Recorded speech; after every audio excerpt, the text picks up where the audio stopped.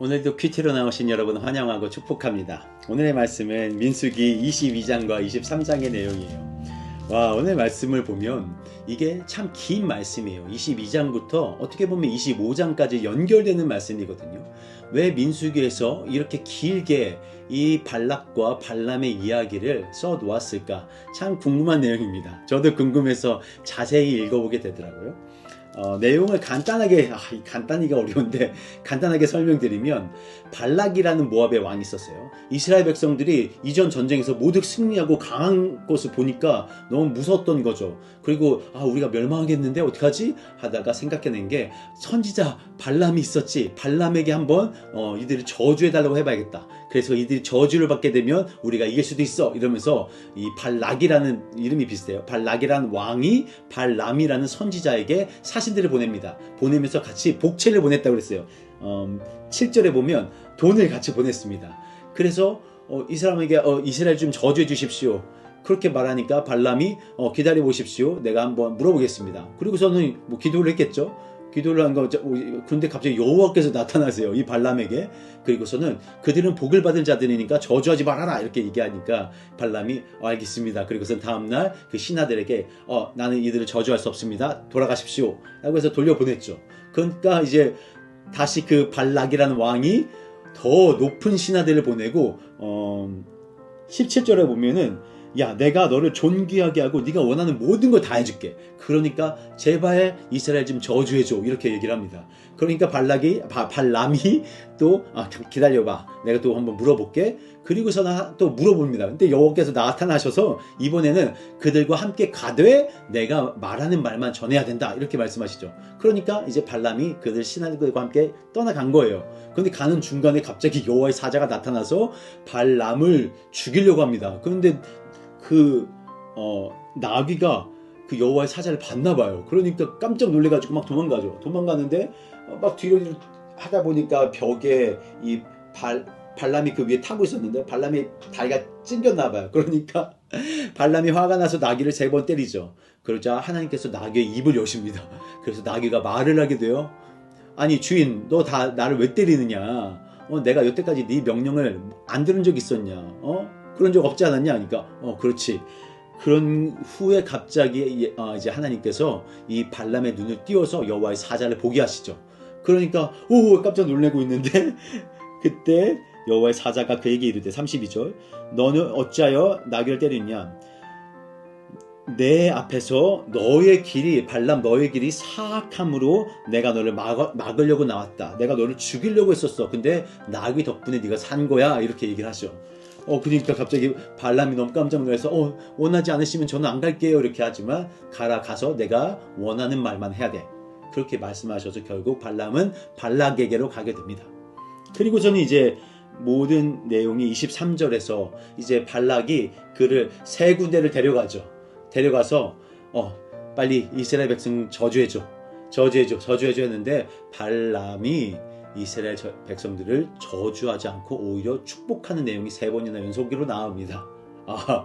그리고 나서 이제 끝나게 되는 게 이 23장, 24장, 24장까지의 말씀이에요, 사실은. 근데 우리는 23장까지 오늘 보지만 이게 무슨 내용인가? 일단 먼저 발람이라는 사람이 하나님 앞에서 좋은 사람인가 나쁜 사람인가를 우리가 구분할 필요가 있습니다. 하나님 앞에 그가 올바른 행실한 사람이었나? 라고 보면 그렇지 않았다는 거예요. 자, 그 이유는 이렇습니다.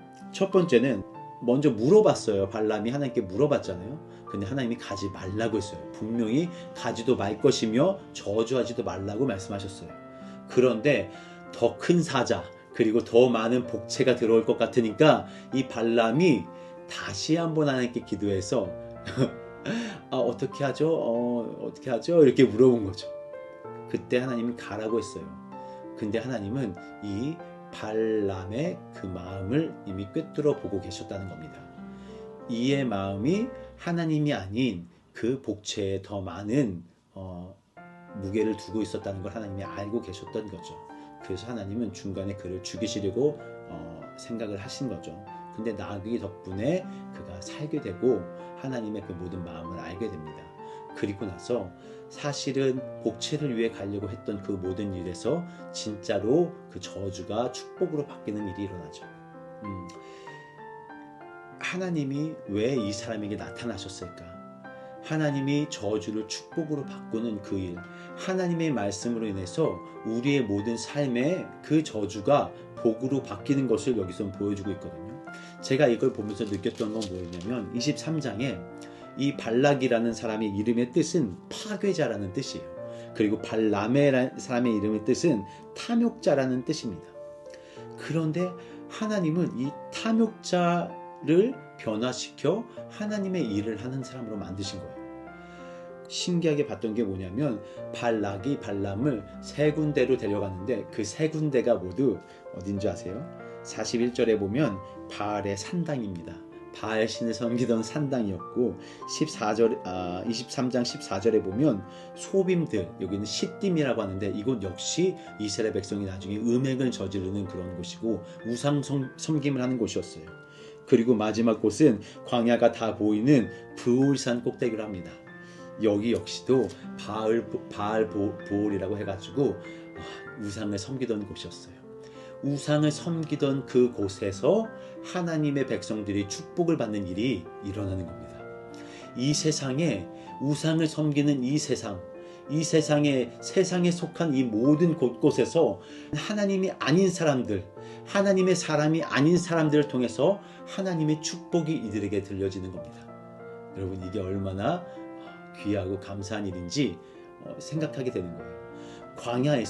광야에서 이 모든 곳들이 다 우상 숭배를 하는 곳이고 많은 사람들이 우상 숭배를 하는 사람들임에도 불구하고 하나님은 이 세상 사람들을 통해서도 하나님의 백성들을 축복하시겠다는 그런 놀라운 말씀이 오늘 우리에게 주어지는 것이죠. 이것을 보면서 제가 한 가지 이런 오버랩이 되는 것이 사탄이 예수님을 끌고 3번 유혹을 했던 그런 기억이 납니다. 마태복음의 말씀이죠. 사단이 예수님이 시험할 때 예수님이 그 시험을 이겨내시고 천사들이 수종들던 그때, 그것이 바로 하나님 나라가 이 땅 가운데 임했던 주님의 영에 이끌려서 그 광야를 가셨고 그 광야에서 시험 받았음에도 불구하고 하나님은 그 파괴자 사탄의 모든 괴계에서 이겨냄을 보는 그런 말씀이 저한테는 떠올랐습니다. 그래서 이 세상을 살면서 발락과 발람 같은 자들이 있어요. 이들이 우리를 유혹할 때도 있고 우리를 저주할 수도 있습니다. 하지만 하나님의 계획은 이 세상에서 우상을 섬기고 하나님을 따르지 않는 이 세상에서 하나님을 믿지 않는 자들을 통해서라도 우리를 복주시겠다는 하나님의 귀한 의미가 들어있습니다. 생각보다 이 발람에 대한 이야기가 성경의 곳곳에서 나옵니다. 신명기에서도 여호수아에서도 미가서에서도 어디죠? 별군데서 다 나와요. 베드로후서, 유다서, 계시록 모두 이야기하는 것은 너희 이 발람의 길로 가지 마. 하나님의 말씀을 받았음에도 불구하고 하나님을 저주하는 길로 가지 마. 하나님의 음성을 듣고 말하는 일에 돈을 받고 하지 마. 더러운 삭스를 받지 마. 돈에 너의 눈이 멀지 마. 세상의 가치관을 따라가지 마. 라고 이 성경 곳곳에서 이 발람의 이야기가 나온다고요. 하나님의 말씀을 받은 자는 돈에 눈이 먼 사람이 아닙니다. 어떤 지위와 명예를 따라가는 사람이 아닙니다. 우리가 해야 될 일들은 하나님의 그 말씀을 전하고 그대로 살아가는 것. 그것을 하나님께서 우리에게 오늘 이 발람의 이야기로 말씀해 주시는 것 같습니다. 내일 조금 더 이 발람의 이야기를 더 자세히 해보려고 합니다. 오늘 하루 사실 때 여러분, 하나님이 이 세상 사람들을 통해서도 우리를 저주하는 사람을 통해서도 우리를 축복하고 계시다는 것을 여러분 진짜 믿으세요? 저는 믿습니다. 우리를 적대하고 우리를 막 이렇게 넘어뜨리려고 하는 이 세상의 모든 문화와 어떤 잘못된 가치관들이 우리를 무너뜨리려고 저주하려고 할 때 하나님은 그것을 선으로 바꾸시는 너무 좋으신 하나님을 오늘 경험하며 살아가시기를 기도하고 축복합니다.